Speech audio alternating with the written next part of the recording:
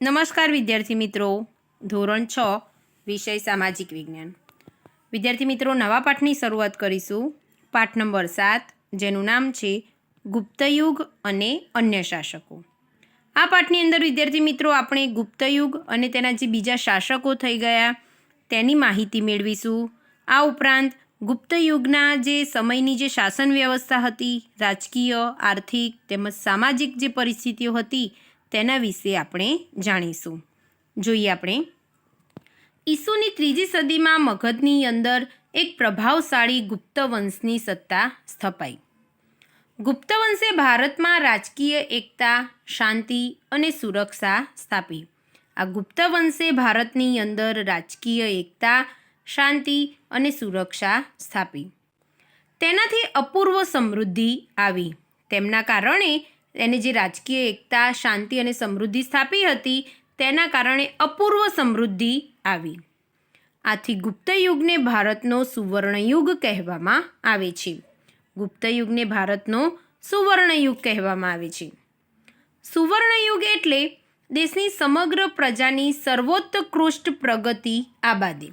સુવર્ણયુગ એટલે દેશની સમગ્ર પ્રજાની, દરેક પ્રજાની સર્વોત્કૃષ્ટ દરેક પ્રકારની પ્રગતિ આબાદી. ગુપ્ત સમ્રાટોએ લોકોને શાંતિ અને સમૃદ્ધિ આપી. તેની વખાણ, તેના જે પ્રશંસા હતા, તેના જે વખાણ હતા એ તો વિદેશી મુસાફરોએ પણ કર્યા છે. ગુપ્તયુગનો સુવર્ણયુગ ઘણે અંશે ગુપ્ત સમ્રાટોનું સર્જન હતું. એટલે કે ગુપ્તયુગને સુવર્ણયુગ બનાવવા માટે મહત્ત્વનો જે ફાળો હતો તો કોનો હતો? તો કે ગુપ્ત સમ્રાટોનો.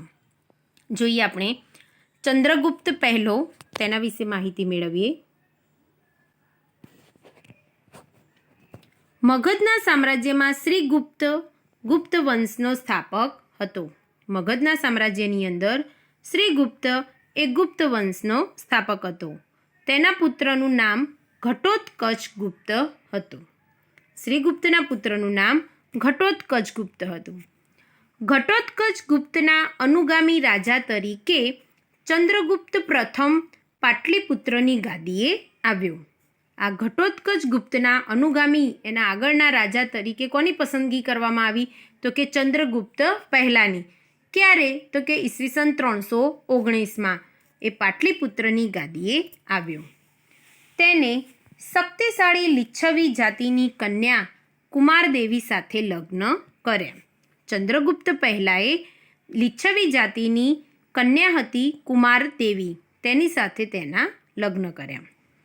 લિચ્છવીઓની સહાયથી તેને મગધના રાજ્યનો વિસ્તાર કર્યો. આ લિચ્છવીઓની સહાય, તેની મદદ મળી, તેથી તેને મગધ રાજ્યનો થોડો ઘણો વિસ્તાર વધાર્યો. તેને મગધની પાસેના પ્રયાગરાજ એટલે કે હાલનું અલ્હાબાદ અને સાકેત એટલે કે અયોધ્યા જીતી લઈ મગધનો તેને વિસ્તાર વધાર્યો. તેને મહારાજને બદલે મહારાજાધિરાજ જેવું ગૌરવપ્રદ બિરુદ ધારણ કર્યું.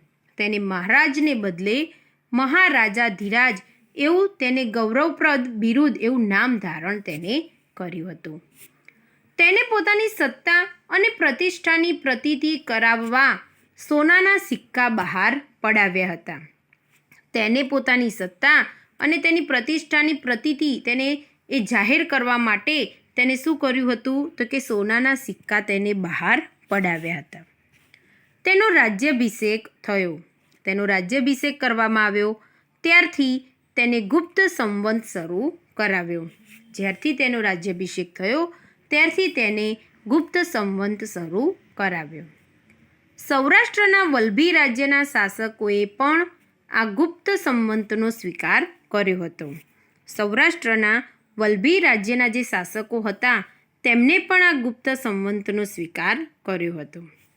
ગુપ્ત સંવંતના આરંભના કારણે હિંદના ઇતિહાસમાં કાળગણના અને કાળક્રમ અનુસાર ઐતિહાસિક બનાવોની ગોઠવણી શક્ય બની. આ ગુપ્ત વંશના આરંભના કારણે હિંદના ઇતિહાસની અંદર કાળગણના સમય પ્રમાણે, એમ તેનો જે ગણ હતો તે પ્રમાણે, અને કાળક્રમ એના ક્રમ અનુસાર ઐતિહાસિક બનાવોની ગોઠવણી શક્ય બની. આગળ જોઈએ સમ્રાટ સમુદ્રગુપ્ત.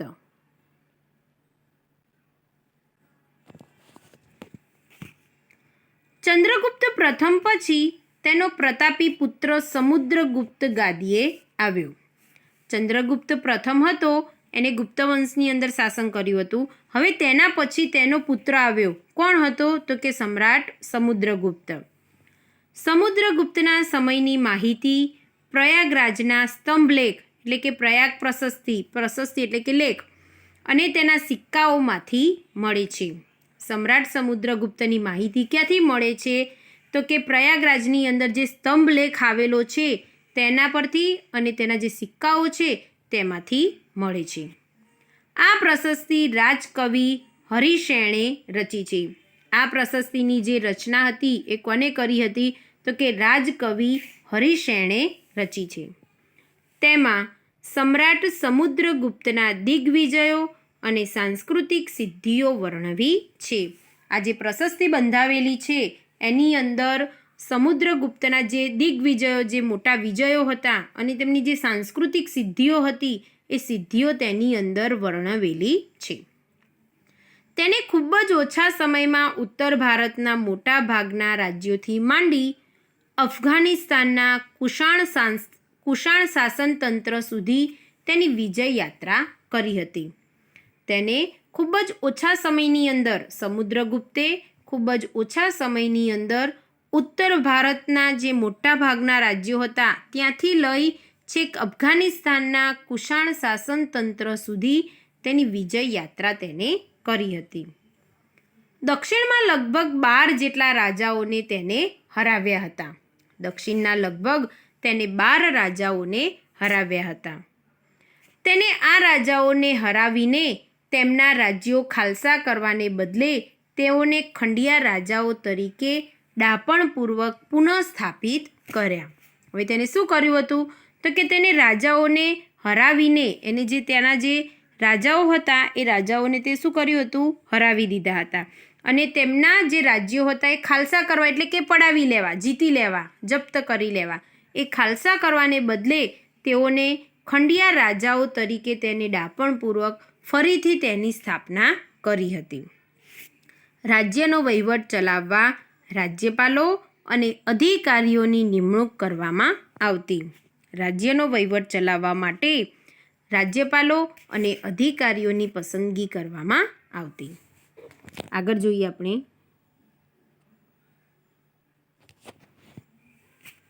સમુદ્રગુપ્ત મહાન વિજેતા અને સંસ્કારી સમ્રાટ હતો. સમુદ્રગુપ્ત એક મહાન વિજેતા અને સંસ્કારી સમ્રાટ હતો. તેની સાહિત્યિક સિદ્ધિઓ તથા ચારિત્ર્ય પણ તેના નોંધપાત્ર હતા. તેને અનેક કાવ્યોની રચના કરી. કવિરાજનું બિરુદ મેળવ્યું પણ હતું. તેને કાવ્યોની રચના કરી અને કાવ્યોની રચનાની સાથે સાથે તેને કવિરાજનું બિરુદ પણ મેળવ્યું હતું. કમનસીબે તેનું આજે એક પણ કાવ્ય મળતું નથી. એક સિક્કામાં સમુદ્રગુપ્તને વીણા વગાડતો દર્શાવવામાં આવ્યો છે, જે તેનો સંગીત પ્રેમ દર્શાવે છે. એક સિક્કાની અંદર તેને જે સિક્કા પડાવ્યા હતા એ સિક્કાની અંદર સમુદ્રગુપ્તને વીણા વગાડતો દર્શાવવામાં આવ્યો છે. તેથી તેના પરથી એવું લાગે છે કે તે સંગીત પ્રેમી છે. તેના શાસનકાળ દરમિયાન અનેક મંદિરો, બૌદ્ધ વિહારો અને જૈન ઉપાશ્રયો બંધાયા હતા. જ્યારે તેનું શાસનકાળ હતું ત્યારે અનેક મંદિરો બંધાયા, બૌદ્ધ વિહારો અને જૈન ઉપાશ્રયો પણ બંધાયા હતા. તેને અશ્વમેઘ યજ્ઞ કર્યો હતો. તેને અશ્વમેઘ યજ્ઞો પણ કરાવ્યા હતા. આ સંદર્ભે તેને સિક્કા પણ પડાવ્યા હતા. તેને પોતાના દરબારની અંદર વિદ્વાનોને એકત્રિત કરી ઉચ્ચ પ્રકારનું સાહિત્ય સર્જન કરાવ્યું હતું. સમ્રાટ સમુદ્રગુપ્તે તેના દરબારની અંદર તેને વિદ્વાનો, જે મહાન વ્યક્તિઓ હોય છે, મોટી હસ્તીઓ હોય છે, તેવા લોકોને તેને એકત્રિત કર્યા અને તેને ઉચ્ચ પ્રકારનું જે સાહિત્ય હોય એ સાહિત્યનું તેને સર્જન કરાવ્યું હતું. જ્ઞાનીઓ તેની અને તે જ્ઞાનીઓની સોબત ઈચ્છતા હતા.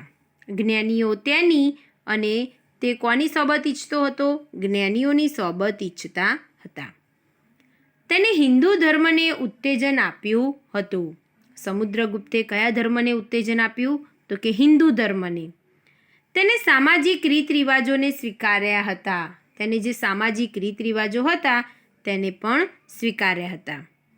પ્રાચીન ભારતના ઇતિહાસમાં સમુદ્રગુપ્તનું સ્થાન વિશિષ્ટ અને નોંધપાત્ર છે. પ્રાચીન ભારતના ઇતિહાસની અંદર સમુદ્રગુપ્તનું સ્થાન એક વિશિષ્ટ અને એક નોંધપાત્ર ગણાય છે. ગુપ્ત સામ્રાજ્યની મહત્તાનો તે સર્જક હતો અને ગુપ્ત સામ્રાજ્યની જે મહત્તા હતી એનો તે સાચો સર્જક ગણાતો હતો. આગળ જોઈએ આપણે ચિત્રની અંદર વિદ્યાર્થી મિત્રો તમને ગુપ્ત શાસન સમયના સિક્કા બતાવ્યા છે. સમ્રાટ ચંદ્રગુપ્ત બીજો એટલે કે તેના બીજા નામથી ઓળખાય છે વિક્રમાદિત્ય, જેની માહિતી વિદ્યાર્થી મિત્રો આપણે નવા ભાગની અંદર મેળવીશું.